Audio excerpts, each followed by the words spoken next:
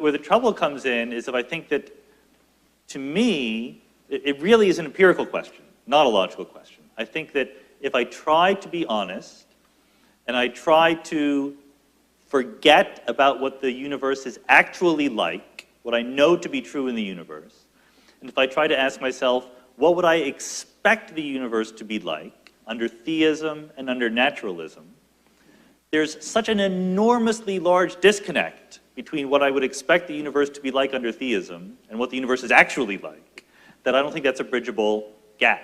I think the universe is big and we are small. I think that there's all sorts of random suffering in the universe. I think that there are completely different religions that people grow up in depending on where they were born and what year they were born in. I think that there's, no good evidence for violations of the laws of physics that we would qualify as miracles and so forth. And I think that if theism were true, these would be way different, not like a little bit different. I think it would be perfectly obvious. How in the world can God exist and care about us and leave us any room for doubt? That just boggles my mind. The one thing that I think is really dangerous in many religions is that it gives people a gold-plated excuse to stop thinking. To stop thinking? To stop thinking. To say, I don't have to think about that because my religion says this is right, this is wrong, it's as clear as that, it's black and white, I don't have to think about this anymore. It's just a matter of faith. Ooh. And we honor that. We say, oh, it's a matter of faith. I think we have to stop honoring people for stopping thinking. Many of those claims trespass upon the territory of science overtly. I mean, the claim about your understanding other human beings being suggestive of a divine artificer. Is that a scientific claim? Absolutely. I mean, is your understanding of mathematics also suggestive of a divine artificer? No, it has to do with my experience. Your ability to learn language? You understand? It has to do with my experience of you. When I'm looking at you right now, you may assume that what I see is immaterial, but that's not what I see. And it's not what I believe. And I think I understand it's not what you believe. There's something in you that is more than you believe. I really think so. This is now, if you want to make that a scientific claim, you can. But I'm telling you, it's a metaphysical claim, and to confuse the two is a mistake. Okay, you can add any metaphysics you want. Thank you. In that, by that means, I mean, I can say, I see you as a reincarnate personality, and I think you were probably someone famous on Atlantis. Yes. Don't make me like a washerwoman in a people do this all the time. I mean, you can broadcast. I mean, this is constrained by our common sense in every other domain of discourse. I mean, just take, for example, the people who think Elvis is still alive. Okay, what's wrong with this claim? I mean, why is this claim not vitiating our academic departments and corporations? I mean, I'll tell you why, and it's very simple. We have not passed laws against believing Elvis is still alive. The problem is that whenever somebody seriously represents his belief that Elvis is still alive in a conversation, on a first date, at a lecture, at a job interview, he immediately pays a price. He pays a price in ill-concealed laughter. Right. Now, surely you can agree with that. That is a good thing. Then he could rattle on about this is not a scientific claim. This is a matter of faith. When I look at you, I see you might be Elvis. I mean, he could do this. Because the idea that any person on Earth can tell you with such specifics what happens when you die just blows my mind. That somebody on Earth, another person, can just say to you, oh yes, and what happens when you get to heaven? Yes, you'll meet Jesus, he's wearing a white robe, there's a little gold piping on the sleeve, and then you go in this room and you eat eggs and you watch F Troop. Are you kidding? What are you talking about? You're just a person like I am. You are clueless. You have no idea what happens. Don't you think Rick believes it? Of course he believes it, but how ridiculous is that?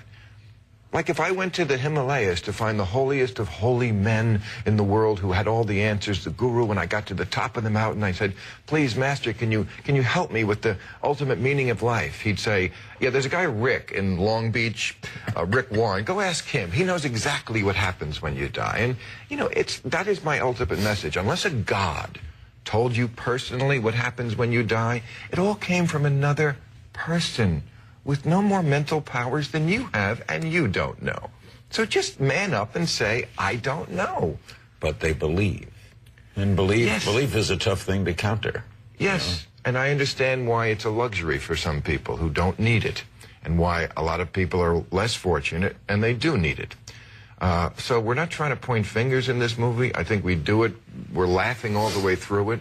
I think we're winking and having a good time, and we're not trying to be judgmental.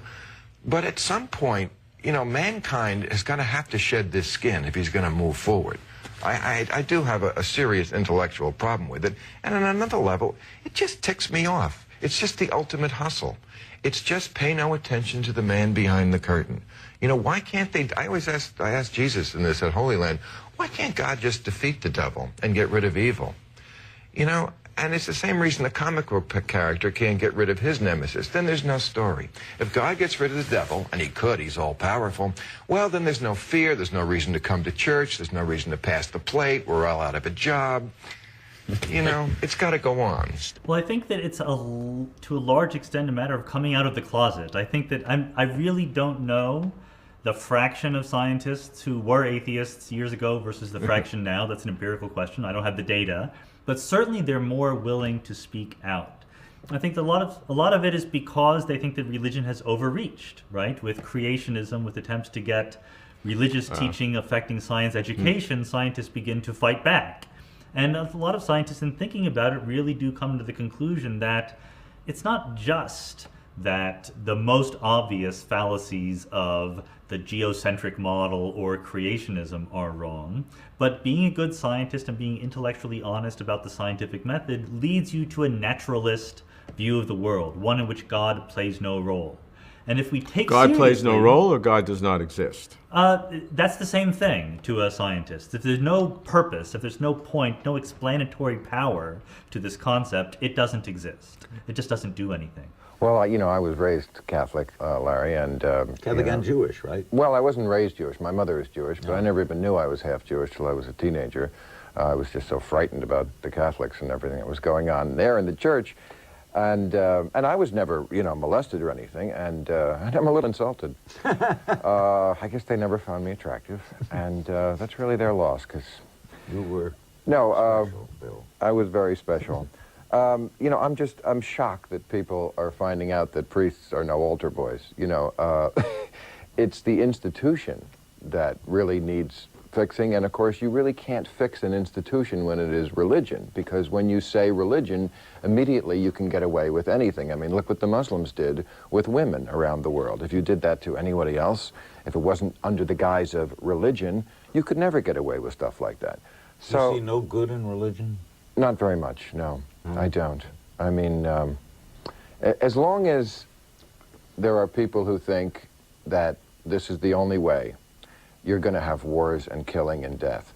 I don't think the hate that comes from the Muslim world comes from religion. The hate comes from someplace deeper. But the religion gives it a noble framework to put it in. What it means that I don't have the presumption to say there's absolutely no God. I can't prove it. Right. But what I can say is I certainly wouldn't want to live in a universe with one. The universe is far more exciting to me and more enlightening and more invigorating without a God. It's the idea that people can somehow find spiritual solace in the idea that they are being controlled by some cosmic puppet maker versus the idea that we have this brief moment in the sun and the meaning in our lives is one we create. And we have this great ability to think about the universe. Let's make the most of our brief moment in the sun. It's a central question of science, to try and understand why the universe is the way it is and make predictions about it.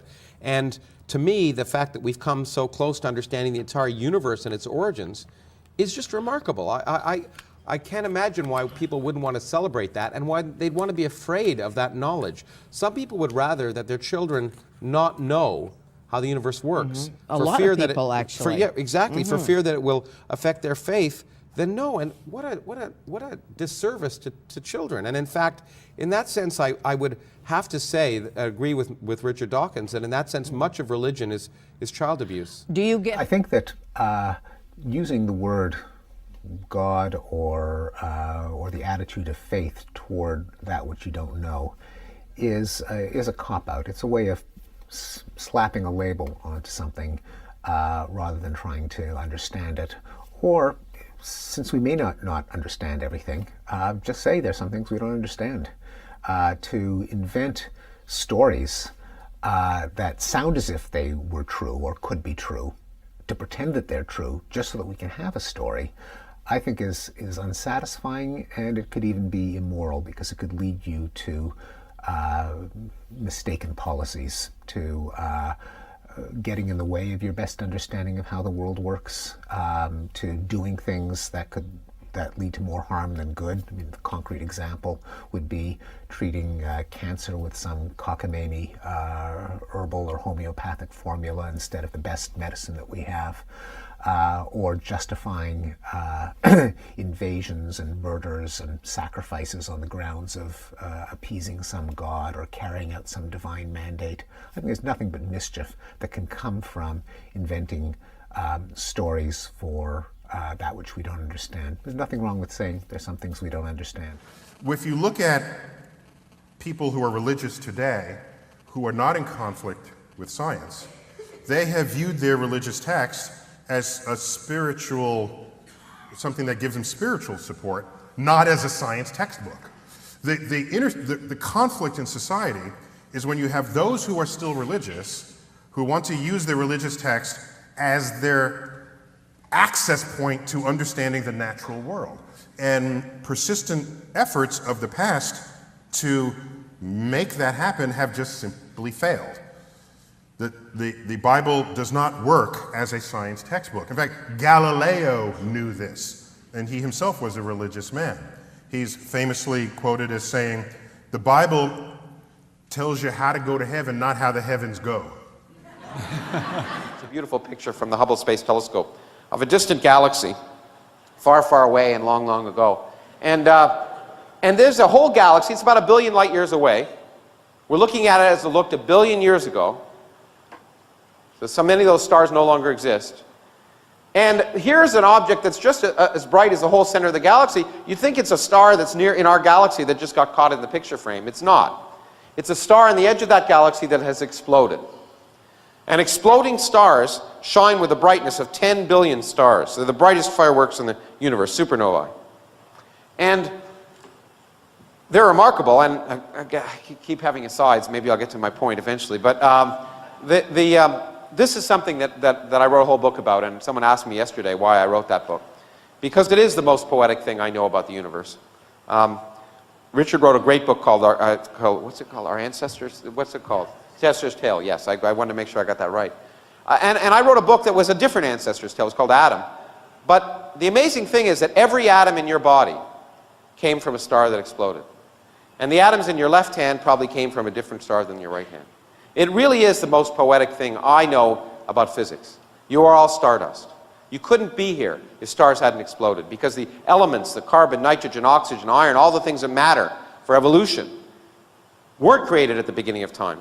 They're created in the nuclear furnaces of stars, and the only way they can get into your body is if the stars were kind enough to explode. So forget Jesus. The stars died so that you could be here today. Okay? And anyway.